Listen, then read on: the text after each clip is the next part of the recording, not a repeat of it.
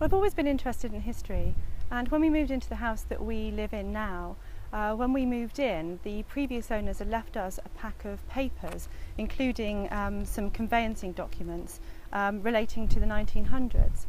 And I was looking through these documents, and it just caused me to investigate a little about the people that used to live in our house in the early 1900s. And on the 1911 census, when that became available, I noticed the name Thomas Came.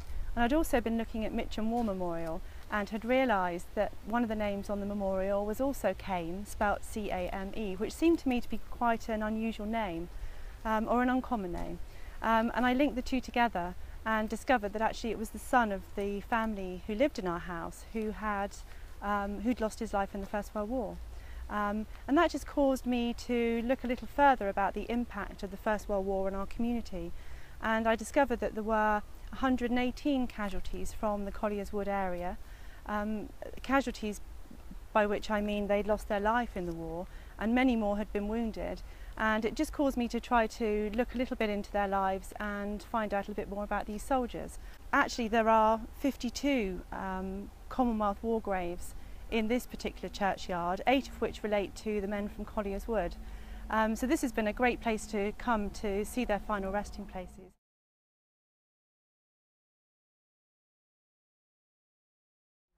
So this is the Commonwealth War Graves Commission headstone made of Portland stone for a soldier called Private William Frederick Arthur Drain.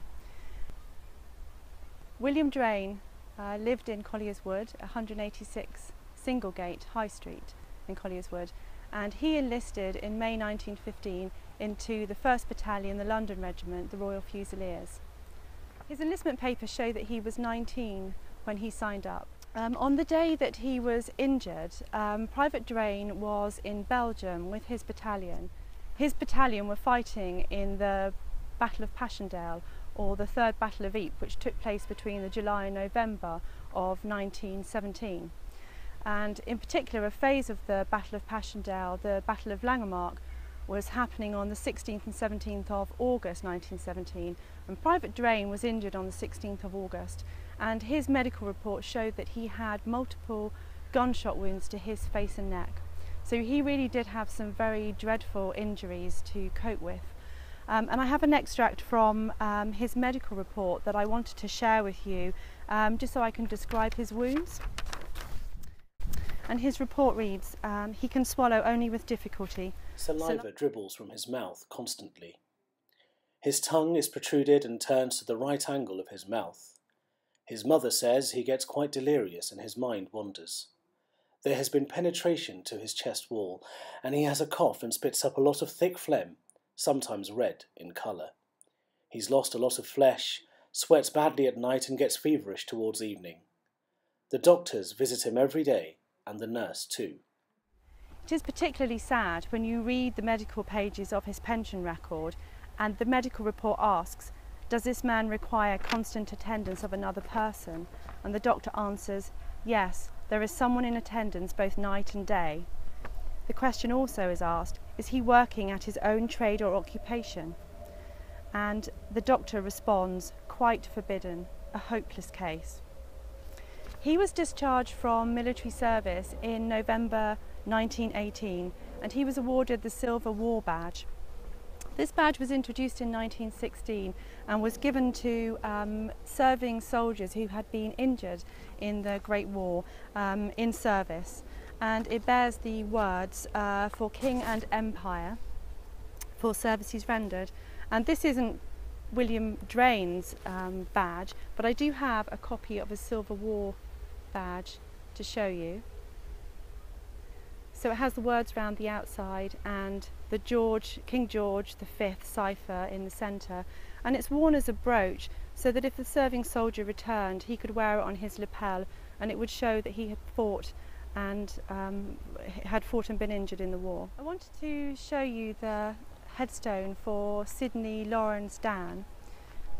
He was a private in the 1st Border Regiment. He actually enlisted on the 2nd of September 1914 into the East Surrey Regiment, and he did his initial training with the East Surreys, and then during 1915 he transferred to the 1st Border Regiment, and he went overseas on service in the November of 1915 to Gallipoli with his battalion. He actually returned to Europe in early 1916, arriving in France in March 1916. And his battalion were involved in the Battle of the Somme, first day of the Battle of the Somme, on the 1st of July 1916. So the Border Regiment were part of the 29th Division, and they were attacking an area just south of Beaumont-Hamel.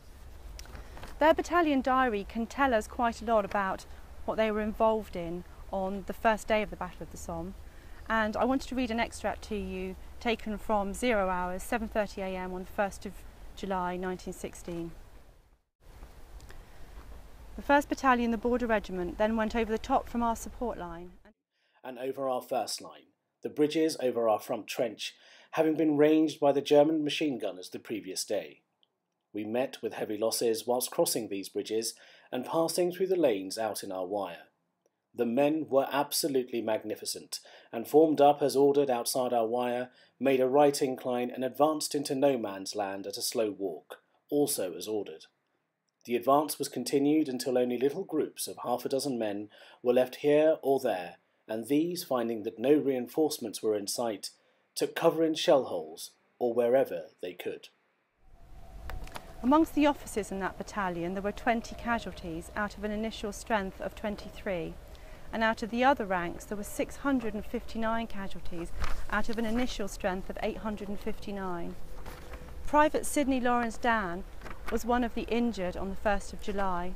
His service record indicates that he received a gunshot wound to his left leg. He was treated by the 87th Field Ambulance and transferred to a casualty clearing station at Beauval.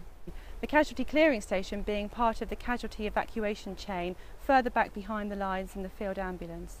From there he was transferred to a general hospital at Étretat on the north coast of France, about 20 miles north of Le Havre, and from there he sailed back to England to be received at the Cambridge Military Hospital in Aldershot, where he was treated for his wounds.